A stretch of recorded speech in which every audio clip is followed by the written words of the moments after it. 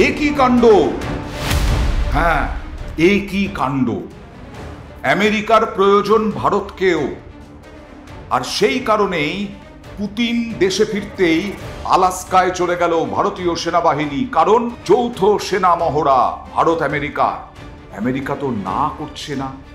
Donald ট্রাম্পের এত বিস্ফোরণ, এত হম্বিতম্বি, এত দাদাগিরি, শুল্ক দিতে হবে 50% না তারও বেশি শুল্ক চাপানো হবে। পুতিনের সঙ্গে তো লবডঙ্কা হলো বৈঠক, কিন্তু তারপরেও আমেরিকার প্রয়োজন ভারতকে।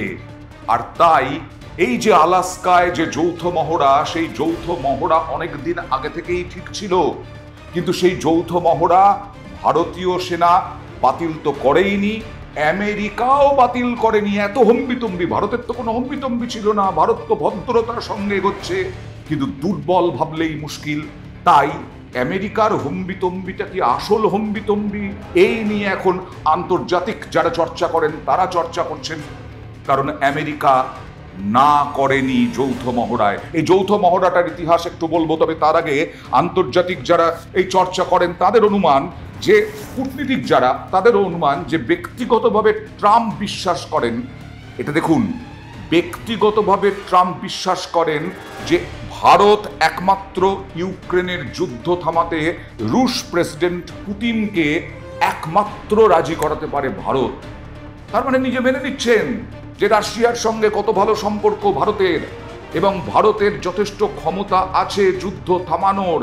এত দাবি করেছিলেন ভারত পাকিস্তান যুদ্ধ নাকি তিনি থামিয়েছেন, এখনো বলছেন, কিন্তু আসলে ইউক্রেনের যুদ্ধ থামাতে, রাশিয়া ইউক্রেনের যুদ্ধ থামাতে ভারতই পারে, এটা মানছেন কূটনীতিকরা, আন্তর্জাতিক কূটনীতিকরা। এবং তারা বলছেন যে যৌথ মহড়ায় বাহিনীকে পাঠাচ্ছেন, সেনাবাহিনীকে পাঠাচ্ছেন, মার্কিন বাহিনীকে পাঠাচ্ছেন এই কারণেই যে ভারতের সঙ্গে সম্পর্ক খারাপ করা যাবে না, ভারতের সঙ্গে একেবারে মুখ দেখবো না এরকম সম্পর্ক করা যাবে না। কারণ ভারতকে দরকার, ট্রাম্পেরও ভারতকে দরকার, ট্রাম্পও ভালোভাবে বোঝেন।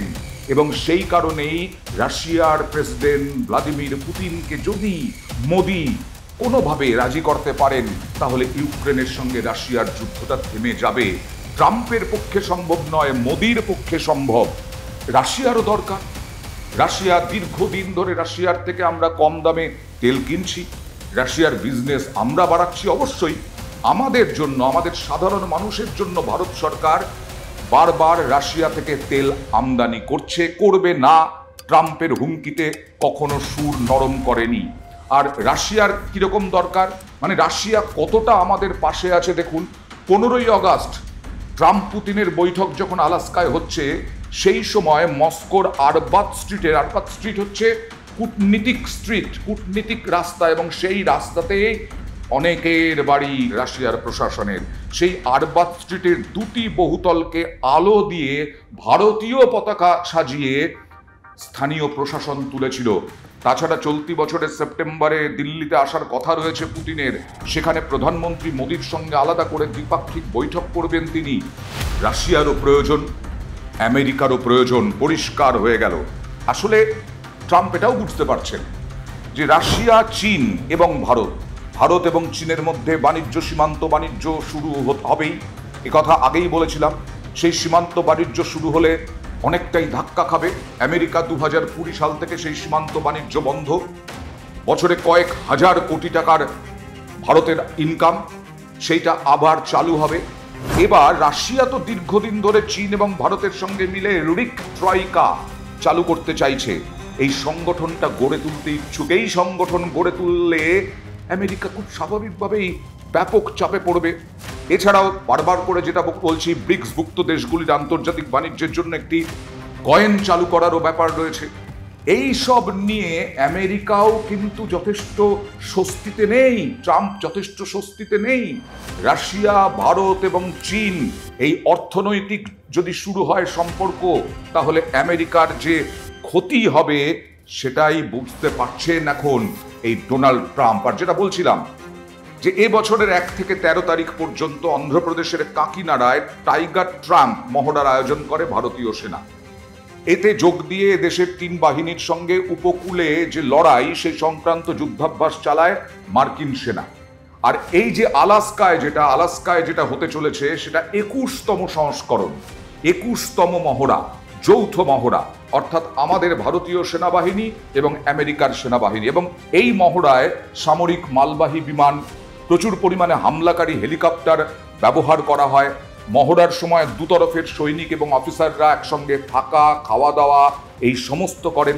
এই যে টাইগার ট্রাম্প যখন চলছে বলছিলাম অন্ধ্রের উপকূলে, তখনই কিন্তু এই পারস্পরিক শুল্ক নীতি ঘোষণা করেছিলেন ডোনাল্ড ট্রাম্প এবং ভারতীয় পণ্যে 26% শুল্ক চাপিয়ে দিয়েছিলেন। 2রা এপ্রিল থেকে নতুন নিয়ম কার্যকর হয়। কিন্তু এই সুপার পাওয়ার আমেরিকার দণ্ডমুদ্রের কর্তারা আশাবাদী ছিলেন যে এ ব্যাপারে দ্রুত সমঝোতায় আসা যাবে, বাস্তবে তা হয়নি। আর সেই কারণে তখনও থমকে যায়নি, এখনো থমকে যাচ্ছে না। এখনো আমেরিকা মনে করে যে ভারতকে দরকার আছে। যদি এই ট্রায়ও হয় তাহলে বিপদ, তাহলে ভারতকে শান্ত রাখতে হবে। ভারত কখনোই অশান্ত হয়ে ওঠেনি, কিন্তু ভদ্রতাকে দুর্বলতা ভাববেন না। ভারতের পদক্ষেপ হচ্ছে রাশিয়া থেকে আমদানি বন্ধ থাকবে না, চলবে। ভারতের পদক্ষেপ হচ্ছে যতই হুঙ্কার দিন তাকে পাত্তা দিচ্ছে না ভারত। আর এই সঙ্গে সঙ্গে আমেরিকার সঙ্গে ঝগড়াও করছে না, এত হম্বিতম্বির পরেও। তাই ভারতকে যে খুব দরকার আমেরিকার, সেটা স্পষ্ট বোঝা যাচ্ছে। রাশিয়াও আমাদের বন্ধু দেশ, রাশিয়ার সঙ্গেও আমাদের সম্পর্ক ভালোই থাকবে। এই সবেই কি আশঙ্কায় ডোনাল্ড ট্রাম্প